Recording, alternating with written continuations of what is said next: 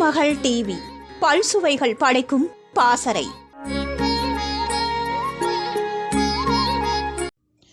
காலை உங்கள் வீட்டில் இட்லி அல்லது தோசை செய்ய போகிறீர்கள் என்றால் எப்போதும் போல சாம்பார் செய்யாமல் ஒருவிதமான ஸ்டைலில் பருப்பு இல்லாமல் சாம்பார் செய்து கொடுங்கள்.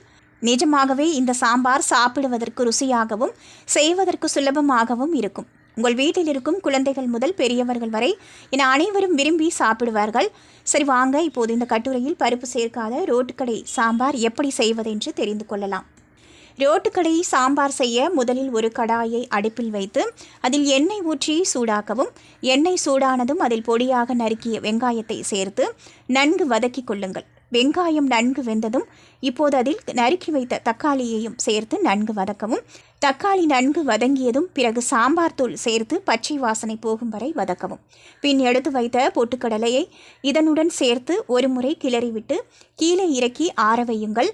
இவை நன்கு ஆறியதும் மிக்சி ஜாரில் போட்டு சற்று கொரகொரவென்று அரைத்து எடுத்துக்கொள்ளுங்கள். இதனை அடுத்து மீண்டும் ஒரு கடாயை அடுப்பில் வைத்து அதில் தேவையான அளவு எண்ணெய் ஊற்றி சூடானதும் அதில் எடுத்து வைத்த கடுகு, சீரகம், பெருங்காயத்தூள், கறிவேப்பிலை ஆகியவற்றை போட்டு தாளியுங்கள். அதன் பிறகு அதில் எடுத்து வைத்த பூண்டை தட்டி போட்டு சிறிது கிளறி விடுங்கள். பின்னர் வரமிளகாய், பச்சை மிளகாய் மற்றும் பொடியாக நறுக்கி வைத்த வெங்காயம் ஆகியவற்றை சேர்த்து சற்று நிறம் மாறும் வரை வதக்கவும்.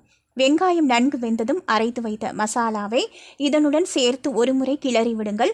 பிறகு தேவையான அளவு தண்ணீர் மற்றும் உப்பு அதில் சேர்க்கவும். 10 நிமிடம் நன்கு கொதிக்க வைத்து இறக்கினால் ரோட்டுக்கடை சாம்பார் ரெடி. சூடான இட்லி அல்லது தோசையுடன் இந்த சாம்பார் தக்காளி சட்னி, தேங்காய் சட்னி அல்லது கார சட்னி வைத்து சாப்பிட்டால் சுவை அட்டகாசமாக இருக்கும்.